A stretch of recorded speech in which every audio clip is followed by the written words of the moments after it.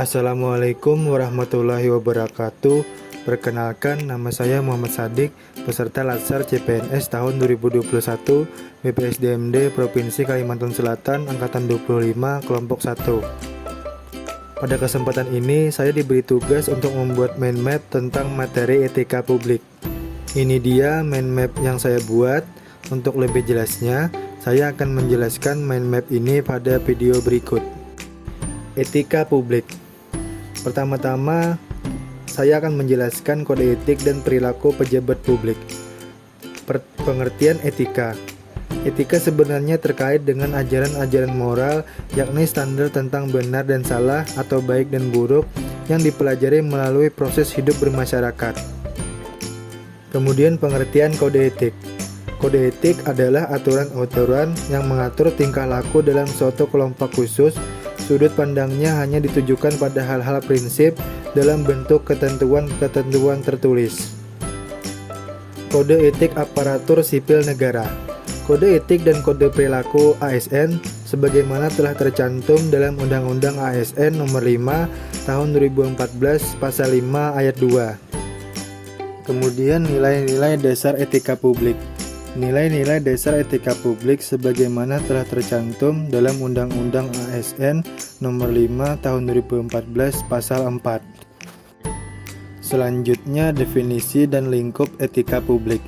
Etika publik merupakan refleksi tentang standar atau norma yang menentukan baik atau buruk, benar atau salah perilaku, tindakan dan keputusan untuk mengarahkan kebijakan publik dalam rangka menjalankan tanggung jawab pelayanan publik. Lalu dimensi etika publik. Pada prinsipnya ada 3 dimensi etika publik.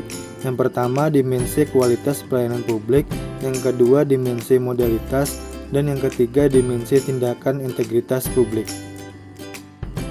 Tuntutan etika publik dan kompetensi. Pelayanan publik yang profesional tidak hanya membutuhkan kompetensi teknik dan leadership, namun juga kompetensi etika. Tanpa kompetensi etika, pejabat cenderung menjadi tidak peka, tidak peduli, dan diskriminatif, terutama pada masyarakat kalangan bawah. Kemudian perilaku pejabat publik.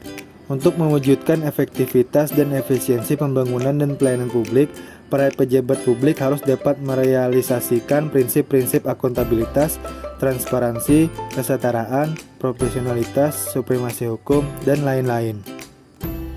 Selanjutnya, bentuk-bentuk kode etik dan implikasinya. Pentingnya etika dalam urusan publik. Lalu penggunaan kekuasaan, legitimasi kebijakan. Lalu konflik kepentingan. Kemudian sumber-sumber kode etik bagi aparatur sipil negara. Lalu implikasi kode etik dalam pelayanan publik. Selanjutnya ada aktualisasi etika aparatur sipil negara. Yang pertama, pemanfaatan sumber daya publik. Yang kedua, absensi dikjari. Yang ketiga, penerimaan tenaga honorer. Yang keempat, pemberian hadiah atau cenderamata. Yang kelima, konflik kepentingan dalam pengadaan. Yang keenam, pelantikan wali kota di penjara. Yang ketujuh, terpidana korupsi menjabat kembali. Yang kedelapan, whistleblower atau membocorkan informasi. Yang kesembilan, pengunduran diri pejabat. Yang kesepuluh, melanggar hukum. Yang ke-11 perbuatan tercela, yang ke-12 kebocoran ujian nasional, dan yang ke-13 Baharudin Lopa, penegak hukum yang jujur. Setiap aparatur sipil negara dalam setiap kegiatan dan aktivitasnya harus selalu berhati-hati dan agar tidak bertentangan dengan nilai-nilai etika yang harus selalu dijunjung dan ditegakkan.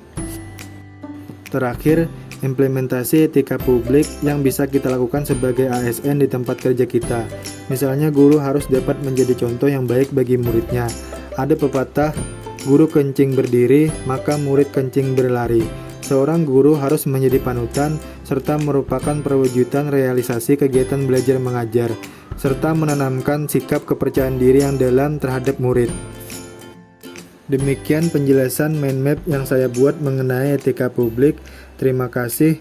Assalamualaikum warahmatullahi wabarakatuh.